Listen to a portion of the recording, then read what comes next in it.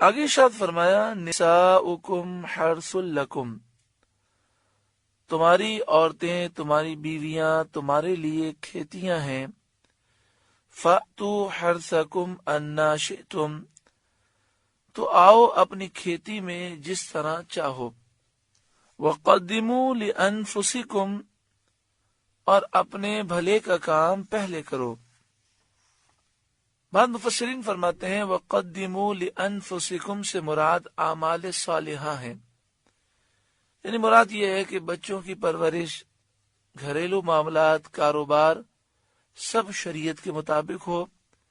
اور اچھی اچھی نیتوں کے ساتھ ہو، سنت کے مطابق ہو، تاکہ یہ سارے معاملات اعمال صالحہ بن جائیں اور آگے کے لیے یعنی آخرت کے لیے ہمارے لیے ذخیرہ ہوں۔ اسی طرح دنیاوی معاملات میں مشغول ہو کر انسان دین سے غافل ہو جائے، یہ بہت بڑی نادانی ہے۔ وَقَدِّمُوا لِأَنفُسِكُمْ، اور اپنے بھلے کا کام پہلے کرو، آگے بھیجو۔ وَاتَّقُوا اللَّهَ، اور اللہ سے ڈرتے رہو۔ وَاعْلَمُوا أَنَّكُمْ مُلَاقُوهُ، اور جان رکھو کہ تمہیں اس سے ملنا ہے۔ وَبَشِّرِ الْمُؤْمِنِينَ، اور اے محبوب ایمان والوں کو آپ بشارت دے دیں کہ جو مومن ہوگا، اعمال صالحہ کرے گا، اللہ اس سے راضی ہوگا، تو قبر و آخرت میں اس کے لیے راحتیں ہی راحتیں ہیں۔ اگلی آیت کریمہ کا جو شان نزول ہے وہ یہ ہے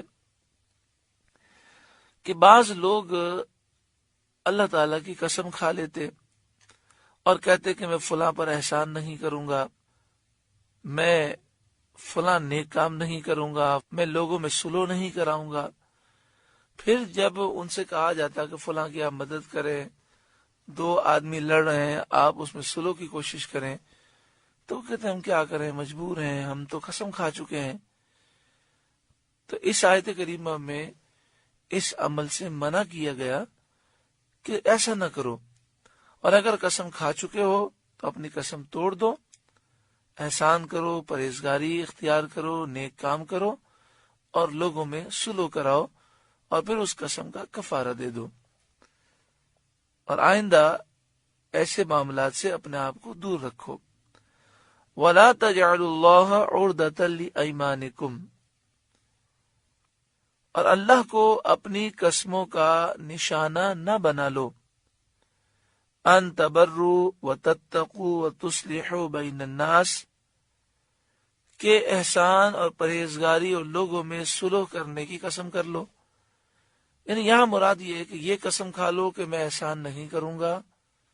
پرہیزگاری اختیار نہیں کروں گا، فلاں نیک کام نہیں کروں گا، لوگوں میں صلح نہیں کراؤں گا، اس طرح کی قسمیں نہ کھاؤ۔ واللہ سمیع علیم، اور اللہ سننے والا، جاننے والا ہے۔ مسلم شریف کی حدیث میں ہے رسول اکرم صلی اللہ علیہ وآلہ وسلم نے فرمایا جس شخص نے کسی امر پر قسم کھا لی، پھر معلوم ہوا کہ خیر اور بہتری اس کے خلاف میں ہے، تو چاہیے کہ اس امر خیر کو کرے اور قسم کا کفارہ دے۔ مثلا اس نے قسم کھائی کہ میں اپنے فلاں رشتہ دار کی مدد کبھی نہیں کروں گا، پھر وہ ضرورت مند ہو گیا، اسے مدد کی ضرورت ہے، اور وہ یہ سمجھتا ہے کہ مدد کرنا یہ تو رشتہ داروں کے حقوق بھی ہیں، ہم پر لازم بھی ہے، اور اس میں بھلائی ہے، اور واقعی ایسا ہے، تو اسے چاہیے کہ وہ مدد کرے اور قسم کا پھر کفارہ دے دے۔ دوسری بات یہ کہ مفسرین نے یہ بھی فرمایا کہ یہاں یہ جو فرمایا گیا کہ اللہ کے نام کو نشانہ نہ بناؤ، تو بکثرت قسم کھانے سے منع فرمایا گیا۔ لا یؤاخذکم اللہ باللغو فی ایمانکم، اللہ تمہیں نہیں پکڑتا ان قسموں میں جو بے ارادہ زبان سے نکل جائیں، ولیکن یؤاخذکم بما کسبت قلوبکم، ہاں اس پر گرفت فرماتا ہے جو کام تمہارے دل نے کیے۔ واللہ غفور حلیم، اور اللہ بخشنے والا، حلم والا ہے۔ اس آیت کریمہ میں جو بیان کیا گیا اس کا خلاصہ یہ ہے کہ اگر کسی شخص نے قسم کھائی اور اس قسم کا تعلق ماضی سے ہے اور حال سے ہے۔ مثلا اس نے کہا کہ کل میری فلاں سے ملاقات نہیں ہوئی تھی اللہ کی قسم، یا کہا کہ اللہ کی قسم یہ چیز میں نے اتنے میں خریدی ہے،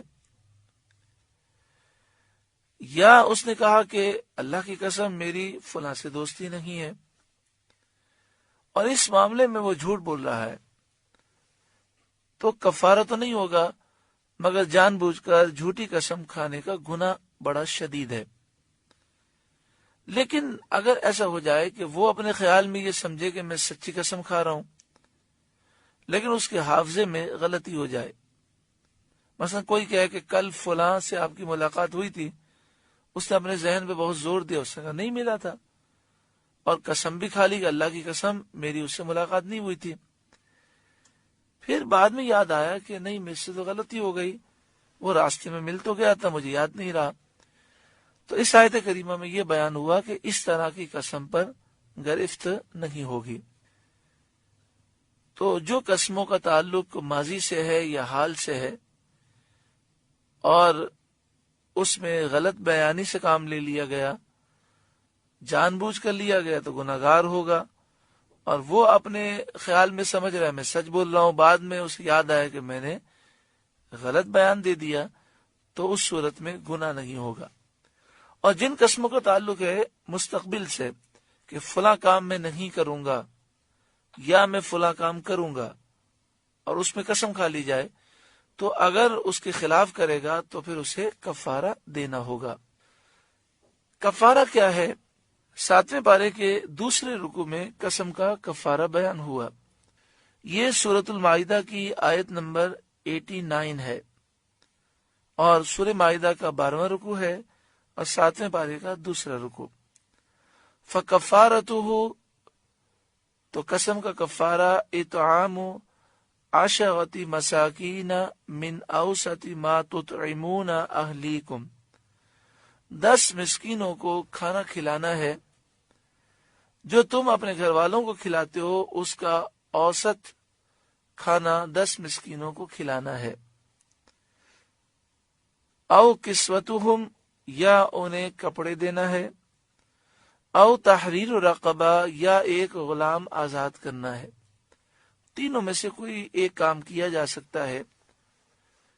10 مسکینوں کو جو کھانا کھلانا ہے وہ 2 وقت کا کھانا کھلانا ہے، مثلا صبح اور شام کا کھانا۔ جن 10 مسکینوں کو صبح کھلایا، انہی 10 مسکینوں کو شام کو کھلائے۔ ہم اپنے گھر والوں کو کبھی بہت اعلیٰ کھانا کھلاتے ہیں، کبھی بالکل ادنا کھلاتے ہیں، اور کبھی مناسب کھانا ہوتا ہے۔ تو یہاں فرمایا من اوسط ما تطعمون اہلیکم، جو تم اپنے گھر والوں کو اوسط، درمیانہ، مناسب کھانا کھلاتے ہو، ایسا کھانا 10 مسکینوں کو، غریبوں کو کھلاؤ، اور اس سے مراد ہے صبح و شام کھلاؤ، دن میں 2 وقت کا کھانا کھلاؤ۔ اسی طرح اس کے بدلے میں صدقہ فطر کی رقم بھی دی جا سکتی ہے، یعنی 10 مسکینوں کو صبح و شام کا کھانا کھلانے کے بجائے 2.25 سیر گیہوں یا 3.5 سیر جو، جس طرح صدقہ فطر دیا جاتا ہے اس طرح دے دے، یا اس کی رقم دے دے۔ مثلا 2016 میں پاکستان میں صدقہ فطر کی جو رقم بنتی ہے تقریباً 100 روپے بنتی ہے، تو ایک مسکین کو 100 روپے دے تو 10 مسکینوں میں 1000 روپے اس طرح تقسیم کر دے۔ او کسوتہم، یا انہیں کپڑے دے، تو یہاں مراد اوسط درجے کے کپڑے مراد ہیں جن سے اکثر بدن ڈھک سکے، یعنی مثلا شلوار اور قمیص کا کپڑا دے دے، اور یہ 10 مسکینوں کو دینا ہے۔ او تحریر رقبہ، یا قسم کا کفارہ یہ ہے کہ ایک غلام کو آزاد کر دے، اور کوئی اتنا غریب ہے کہ تینوں میں سے کوئی کام کرنے کی طاقت نہیں، تو اس کے لیے پھر اجازت ہے فَمَن لَّمْ يَجِدْ فَصِيَامُ 3 ایام، تو جو ان میں سے کچھ نہ پائے تو 3 روزے رکھے، 3 دن کے روزے رکھے۔ روزے سے کفارہ جب ہی ادا ہو سکتا ہے جبکہ کھانا، کپڑا دینا اور غلام آزاد کرنے کی قدرت نہ ہو، اور یہ بھی ضروری ہے کہ یہ 3 روزے مسلسل رکھنے ہیں۔ ذالک کفارۃ ایمانکم اذا حلفتم، جب تم قسمیں کھا لو تو یہ ان قسموں کا کفارہ ہے، یعنی جب قسمیں کھا کر توڑ دو تو پھر ان کا یہ کفارہ ہے۔ واحفظوا ایمانکم، اور اپنی قسموں کی حفاظت کرو۔ کذالک یبین اللہ لکم آیاتہ لعلکم تشکرون، اسی طرح اللہ تم سے اپنی آیتیں بیان فرماتا ہے کہ تم شکر کرو۔ یہاں قسم کے کفارے میں جو غلطی ہوتی ہے وہ یہ ہوتی ہے کہ عام طور پر لوگ یہی سمجھتے ہیں کہ قسم کا کفارہ ہے 3 روزے رکھنا، لیکن ابھی آپ نے سماعت کیا کہ 3 روزے تو وہ رکھ سکتا ہے کہ جسے کھانا کھلانے کی، لباس دینے کی یا غلام آزاد کرنے کی طاقت نہ ہو، اور جسے ان تینوں میں سے کوئی کام کرنے کی طاقت ہے، مثلا 1000 روپے وہ 10 مسکینوں میں، غریبوں میں تقسیم کر سکتا ہے، 100 روپے صدقہ فطر کی رقم دے سکتا ہے، تو پھر اسے روزہ رکھنے کی اجازت نہیں۔ ہاں اتنی بھی طاقت نہیں ہے تو قسم کے کفارے میں 3 روزے اسے مسلسل رکھنے ہیں۔ بڑی عمر کے افراد جو بزرگ ہیں ان کو ہم نے دیکھا کہ ان کے سامنے قسم کھا لی جائے تو وہ ناراض ہو جاتے ہیں، اور ان کا یہ عمل بالکل صحیح ہے۔ بچوں کو قسم کھانے سے روکنا چاہیے، کیونکہ انسان اگر سچی قسم بھی کثرت سے کھاتا ہے تو یہ مناسب نہیں ہے، کیونکہ اس طرح اللہ کے نام کی ہیبت سے لوگوں کے دل محروم ہو جاتے ہیں، اور دوسرے یہ کہ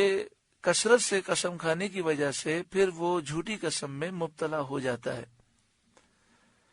اسی طرح کاروباری طور پر بھی جب آپ بزنس کر رہے ہیں اور کوئی آپ سے کہے کہ قسم کھا کے آپ یہ بات کریں،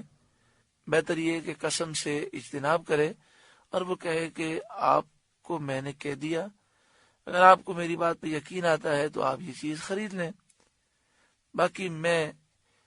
قسم سے اپنے آپ کو بچاتا ہوں کہ بزرگوں نے ہمیں سچی قسم کی کثرت سے بھی منع فرمایا ہے کہ بار بار قسمیں نہ کھاؤ، اور خاص طور پر کاروبار کے لیے، مال بکوانے کے لیے قسم کھانا یہ مناسب بات نہیں ہے، اور جھوٹی قسم کھانا توبہ توبہ یہ تو بہت بڑا گناہ ہے۔ اللہ تبارک و تعالی ہر ایک کو دین کی صحیح سمجھ عطا فرمائے۔